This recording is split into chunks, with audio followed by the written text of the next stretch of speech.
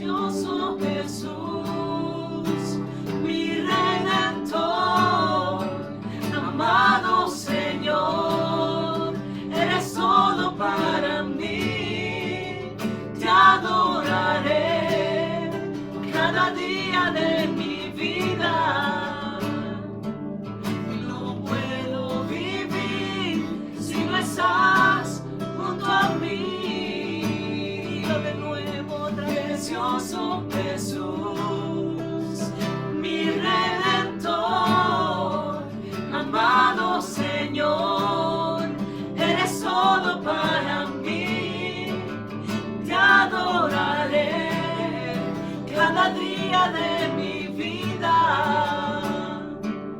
Y no puedo vivir si no estás junto a mí. Y ahora, por última vez, precioso Jesús, mi Redentor, amado Señor, eres todo para mí. Te adoraré cada día de mi vida. No puedo vivir si no estás junto a mí. Le doy la bienvenida a usted por conectarse a través de Facebook Live, Face Live, y estar de nuevo pendiente a lo que Dios nos quiere hablar en esta tarde. No sabía si seguir adorando o no. Tuvimos un tiempo muy precioso, muy poquitas personas aquí, pero más que lo usual. Tuvimos un momento con el Señor muy lindo, muy hermoso. Y yo quiero que tú seas tocado por la presencia de Dios que estuvo en esta tarde hoy con nosotros aquí y que está aquí en este lugar.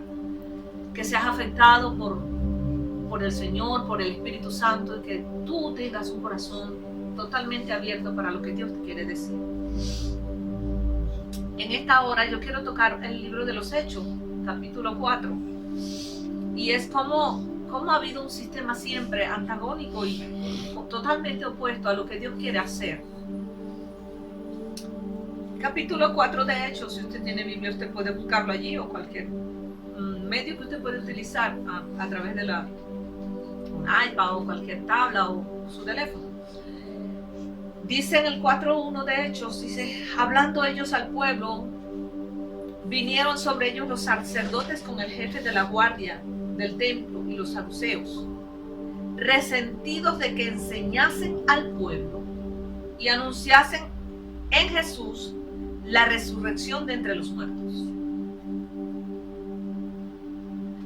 Cuando usted lee el verso 2, dice que estaban resentidos de que enseñasen, no dice que engañasen al pueblo.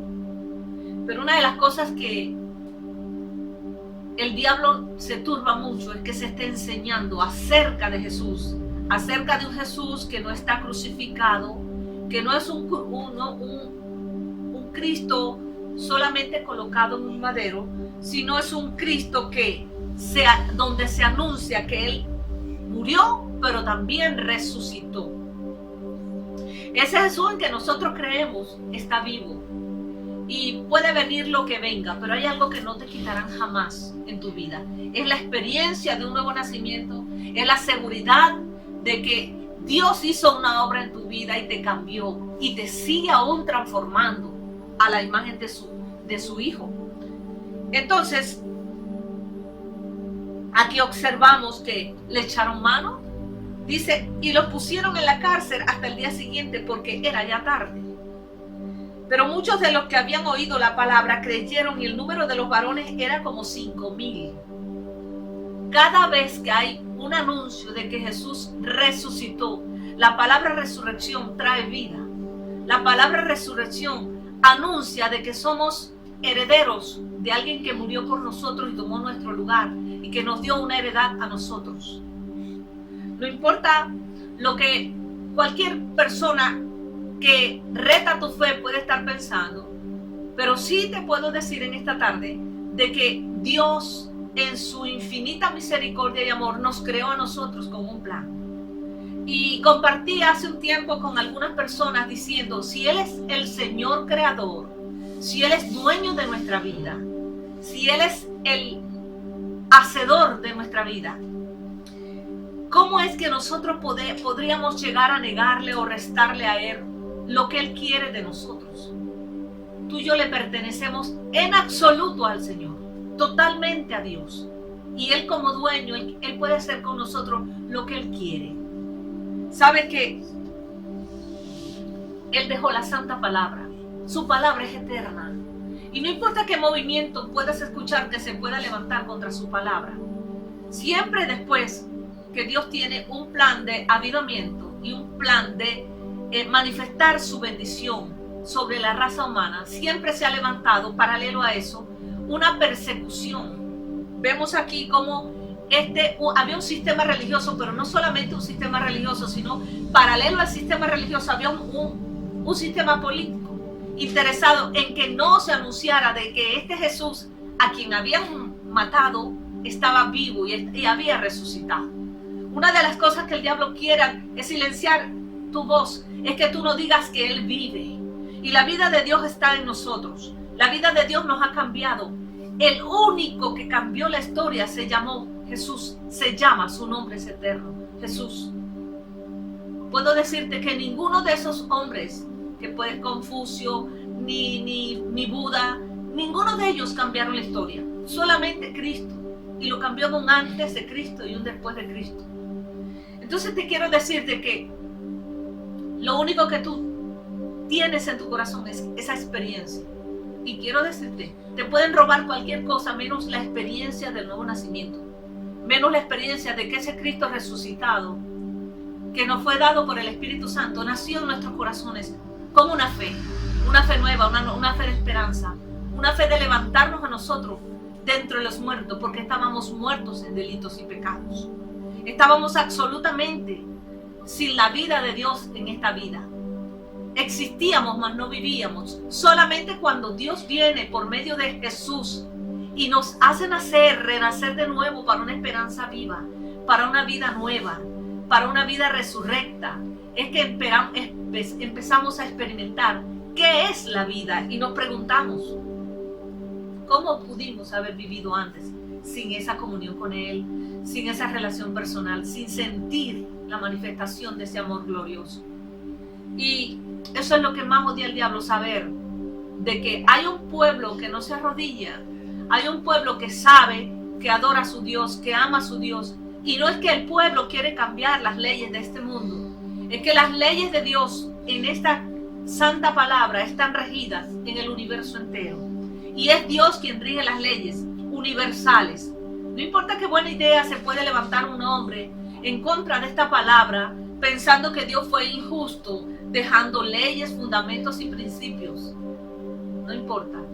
La palabra de Dios es verdadera y su ley es para preservar su creación. Nosotros, hay personas que pueden llegar a creer que nosotros antagonizamos, por ejemplo, las personas que son homosexuales o son lesbianas, pero la ley divina de Dios no es que no los ama, es que aborrece ese tipo de prácticas. Entonces, no podemos ir contra lo que es la ley divina de Dios. El aborto no es de Dios. Eso que llaman igualdad de género no es de Dios. No importa qué pensamiento usted tenga, pero todo eso no viene de Dios.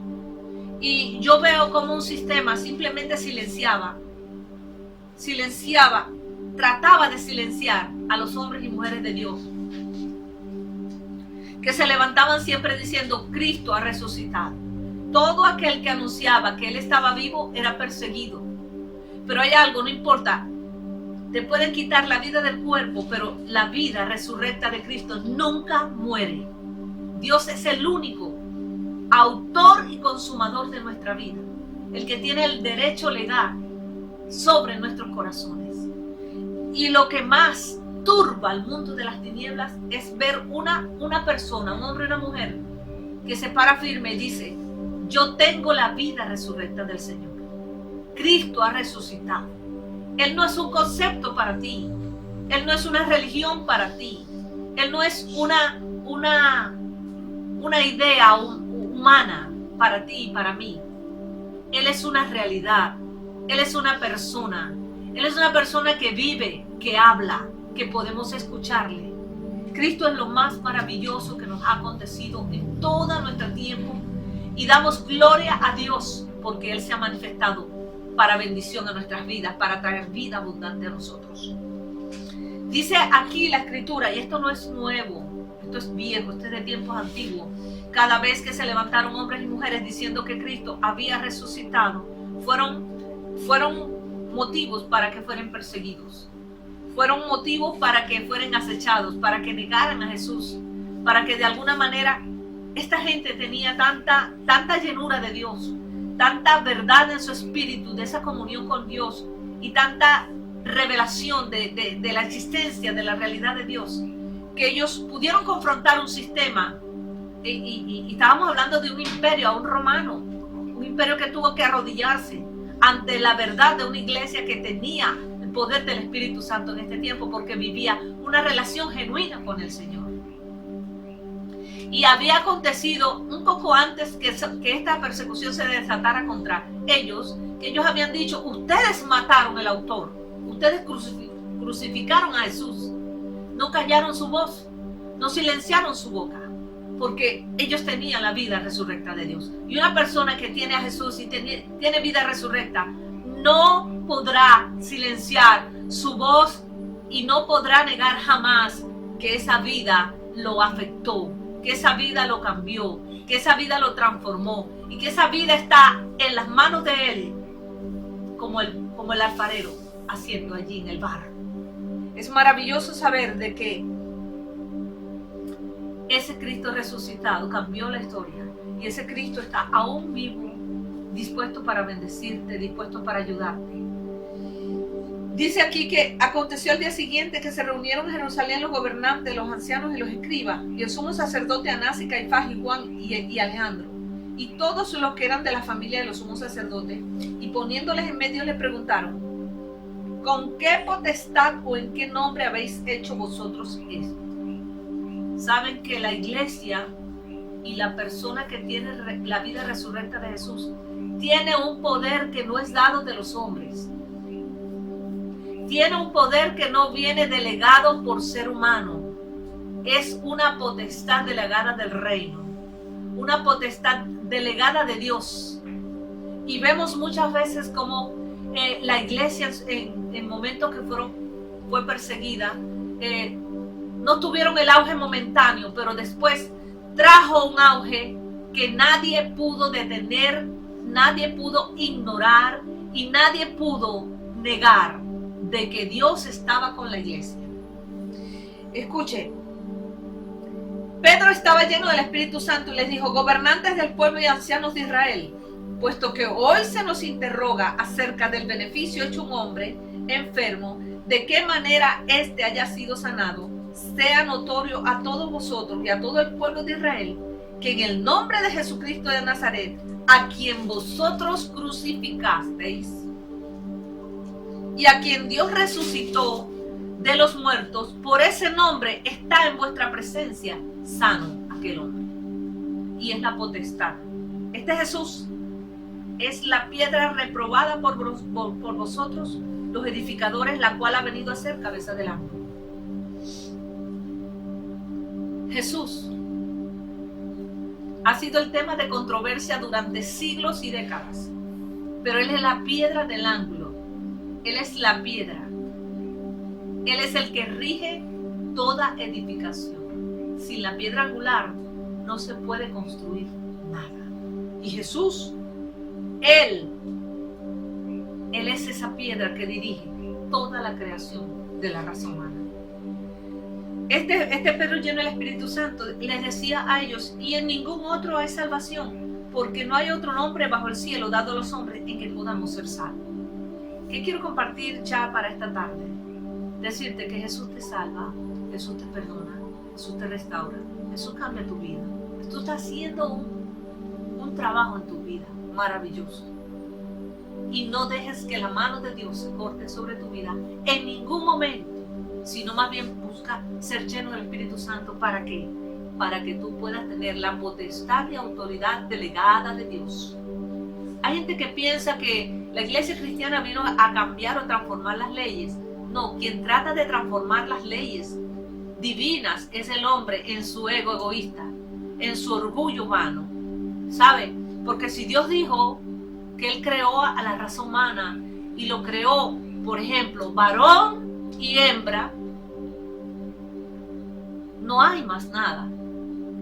Varón y hembra, el hogar, la familia, el principio, es el ángulo, es el fundamento de una sociedad. Dice la palabra que si fuera destruido el fundamento, ¿qué irá a hacer el justo?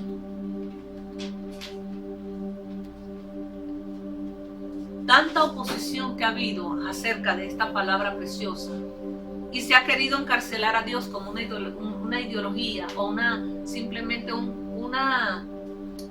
razonamientos de hombres que de alguna manera se les lavó el cerebro o fueron cambiados por ideas filosóficas de algún teólogo, de algún líder, de algún religioso. No, escúchame. Quien cambió la mente y el corazón de todos los creyentes, a quien por cierto Dios les llamó iglesia, fue esta preciosa palabra que Dios nos dejó por el Espíritu Santo. Y de acuerdo a esta palabra, todo el que va llegando a la palabra va adaptándose a esta palabra y va entendiendo que el Espíritu Santo hace un poder transformador, de manera que el que pecaba va a tener una necesidad de no querer seguir pecando. Y cuando uno peca, porque no hay hombre que no peque, nos sentimos muy mal y nos sentimos miserables, porque el Espíritu Santo nos convence y nos vuelve a traer a la hermosa presencia de Jesús para que haya una vida resurrecta, renovada en nosotros por el Espíritu Santo.